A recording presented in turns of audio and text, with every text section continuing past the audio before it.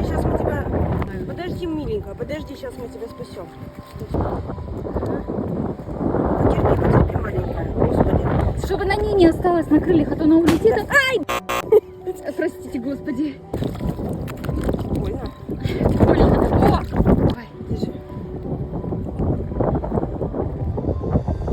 Так, подожди. Еще, подожди, лапы все запутанные.